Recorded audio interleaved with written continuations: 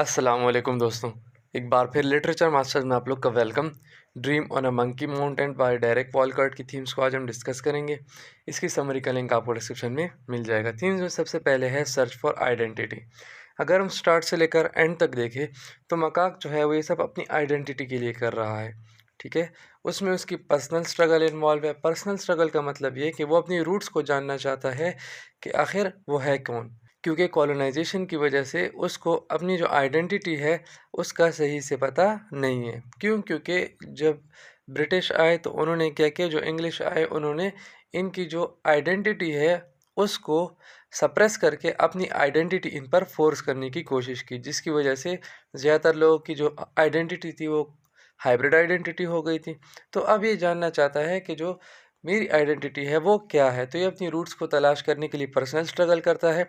और दूसरा, हमें सर्च फॉर आइडेंटिटी में कल्चरल डिस्कनेक्शन का भी एक फैक्टर मिलता है कि वो अपने कल्चर से कितना डिस्कनेक्ट हो गए थे कि उनको इतना भी याद नहीं था कि उनका कल्चर क्या है, उनकी आइडेंटिटी क्या है और उनकी जो इंडिविजुअल आइडेंटिटी है वो क्या है। अब यहाँ पे जो मंकी माउंटेन है ये भी सिंबलाइज करता है सर्च फॉर आइडेंटिटी को, क्योंकि अगर आप देखें तो जो जितने भी ख्वाब हैं वो इसको मंकी माउंटेन पर ही आए हैं। फिर इसके बाद एक कॉलोनियलिज्म एंड इट्स लेगेसी। अब कॉलोनियलिज्म का यहाँ पे साइकोलॉजिकल इम्पैक्ट बता रहे हैं और फिज़िकल इम्पैक्ट बता रहे हैं कि कॉलोनाइजेशन ने क्या किया था। एक तो साइकोलॉजिकली लोगों को ग़ुलाम बना दिया था, लोगों को इस बात पे मजबूर कर दिया था कि वो अपनी आइडेंटिटी को, अपने कल्चर को, अपने ट्रेडिशन को छोड़कर जो क्रिश्चियनिटी है उसमें आए। और वो क्यों किया था? क्योंकि इन्होंने उनको ये बात बार बार रिपीट करवाई थी कि आप लोगों का जो कल्चर है वो इन्फीरियर है और जो इंग्लिश है वो सुपीरियर है, उनका कल्चर भी सुपीरियर है। और उसके अलावा जो कॉलोनियलिज्म है उसमें हमें ये बात भी पता चलती है कि जो ऑपरेशन है डेली लाइफ की वो किस तरह है। क्योंकि अगर आप देखें तो ये जो मकाक है ये एक अफ्रीकन है, ये एक ब्लैक बंदा है, तो इसके साथ कितना बुरा सलूक किया जाता है। जो कॉर्पोरल लेस्ट्रेट है वो ये करता है। फिर इसके बाद है ड्रीम्स एंड रियलिटीज़। अब आप अगर देखें तो आपको इस पूरे प्ले में कहीं पे भी ये पता नहीं चलेगा कि हकीकत क्या है और ख्वाब क्या है। तो हकीकत और ख्वाब के बीच में जितनी भी बाउंड्रीज़ हैं वो ब्लर हो गई हैं। और ब्लर क्यों हो गई है? क्योंकि इंटरमिक्स हो रहा है। ख्वाब कभी हकीकत में आ जाता है, कभी हकीकत ख्वाब में चली जाती है, कभी ख्वाब में ख्वाब आ जाता है। तो इस वजह से जो बाउंड्रीज़ हैं वो ड्रीम्स और रियलिटी के बीच में ब्लर हो गई है। उसके अलावा जो मकाक का विज़न है वो भी अगर आप देख लें तो मकाक का विज़न भी अजीब सा है। मकाक अपने विज़न में अफ्रीका चला जाता है, वहाँ पे वो किंग बन जाता है, फिर वहाँ पे वो क्या करता है, फैसले करता है। तो एक बाउंड्री जो है वो बीच में नहीं रह पाती। और मकाक के जो ड्रीम है वो इसके लिए एक हीलिंग पावर का काम करते हैं। क्योंकि मकाक के ड्रीम में क्या है कि वो एक किंग बन गया है, उसके पास अपनी आइडेंटिटी है, वो अफ्रीका चला गया है और अफ्रीका में उसको उसकी जो कल्चरल आइडेंटिटी है वो मिल गई है और उसको जो उसके रूट्स हैं वो मिल गए हैं। तो क्या है, ड्रीम यहाँ पे हीलिंग पावर का काम करते हैं। फिर इसके बाद है रेस एंड आइडेंटिटी। अब यहाँ पे जो रेशियल प्राइड है वो हमें नज़र आता है और वो इंग्लिश का नज़र आता है कि इंग्लिश कहते हैं कि हमारी जो रेस है वो सुपीरियर है क्योंकि हम वाइट हैं, और जो ब्लैक है वो इन्फीरियर है और वो हमारे ग़ुलाम हैं। और इसका इम्पेक्ट क्या है कि जितने भी लोग हैं वो एक तो बहुत ज़्यादा सप्रेस हैं। सप्रेस होने के साथ साथ उनमें एक ये है कि वो इन्फीरियॉरिटी कॉम्प्लेक्स में मुब्तला है। वो कहते हैं कि भाई हमारी जो रेस है सही है, हम आप लोग की रेस को फॉलो कर लेते हैं। लेकिन जब वो उसको फॉलो करते हैं तो कुछ लोग हाइब्रिड आइडेंटिटी में चले जाते हैं और कुछ से अपनी आइडेंटिटी ही मिस हो जाती है।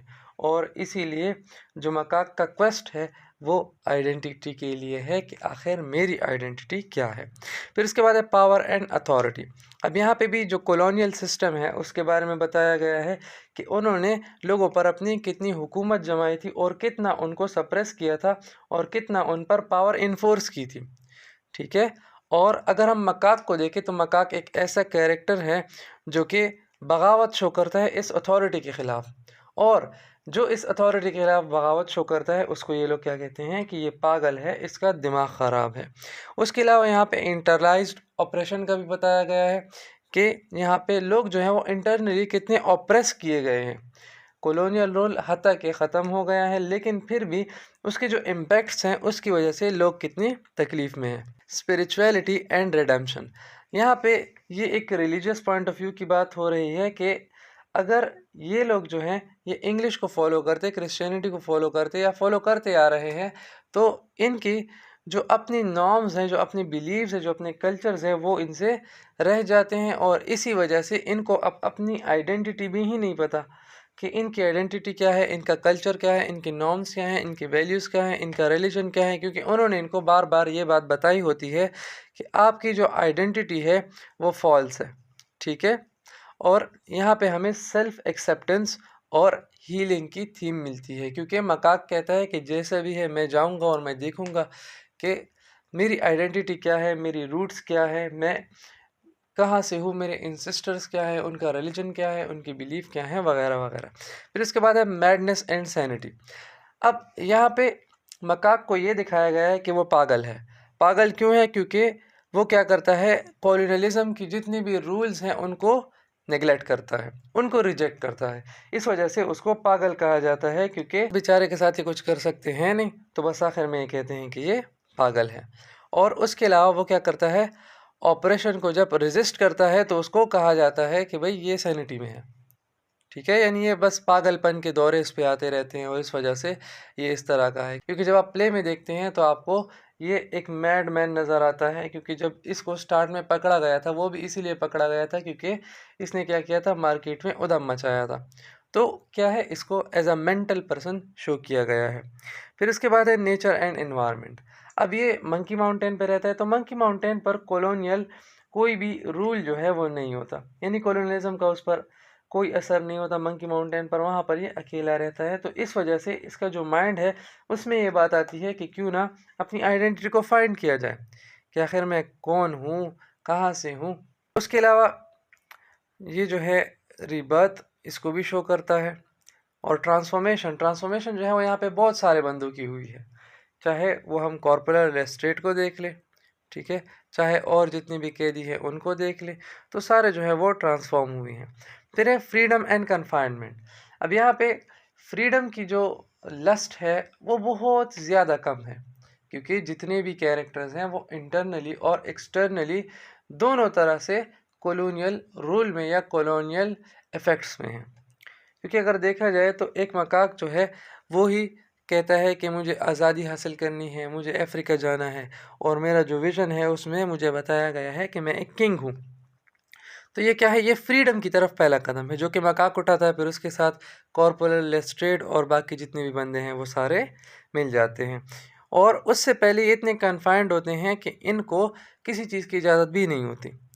और ये जो मकाक अपनी जर्नी पर निकलता है ये भी ये कॉर्पोरल लेस्ट्रेड को मारकर, यानी उसको किसी चीज़ से मारकर निकलता है। तो मतलब ये कि इनको फ्रीडम के लिए इतना वो बाउंड किया गया है, इतना कन्फाइंड किया गया है कि इनको बस ये पता है कि अगर हम कुछ भी करेंगे तो हमें उसकी सज़ा मिलेगी। फिर इसके बाद है कल्चरल डिस्प्लेसमेंट। अब यहाँ पे कल्चरल डिस्प्लेसमेंट का मतलब ये है कि कल्चर से इनका कितना डिस्टेंस है, यानी ये जो ब्लैक पीपल्स है, जो नेग्रोज हैं, जो अफ्रीकन्स हैं, या ये जो मकाक है, इसका कितना डिफरेंस है कि इसको अपने कल्चर के बारे में कितना पता है। फिर उसके बाद है वायलेंस एंड रेजिस्टेंस। अब यहाँ पे जितने भी कैरेक्टर्स हैं अगर आप देख ले तो सारे उन पर बहुत ज़्यादा प्रेशर डाला जाता है, उनको बहुत सप्रेस किया जाता है। क्यों? क्योंकि वो क्या है, वो ब्लैक पीपल है। और दूसरा, उसके ख़िलाफ़ जो रेजिस्टेंस शो करता है उसके साथ भी बहुत बुरा किया जाता है, जैसे मकाक शो करता था, और मकाक को फिर उन्होंने जेल में डाल दिया था, ऑल दो वो एक एजेड बंदा था फिर भी। एलिनेशन एंड लोनलीनेस की जो थीम है ये रिलेट करती है मकाक के साथ, क्योंकि अगर आप देखें तो ये मंकी माउंटेन पर एक अकेला बंदा है जो कि रहता है। और अकेला क्यों है? क्योंकि कॉलोनियल रूल से अपने आप को बचाने की कोशिश करता है। और मंकी माउंटेन एक ऐसी जगह है कि जहाँ पर इसको कॉलोनियल रूल का कोई भी इफेक्ट नहीं मिलता। हाँ, जब ये बाज़ार वगैरह में आता है तो वहाँ पे कॉलोनियल रूल जो है वो लागू करने की कोशिश की जाती है, लेकिन अगर आप इसको बहुत ज़्यादा करीब से देखें तो इस पर तब ये रूल लागू नहीं होते जब ये मंकी माउंटेन पर होता है। तो इसी वजह से ये अकेला होता है और इसके साथ कोई भी नहीं होता, क्योंकि ये उन सारे रूल्स, लॉज, रेगुलेशन को रेजिस्ट करता है। तो दोस्तों, थैंक्स वॉचिंग माई वीडियो।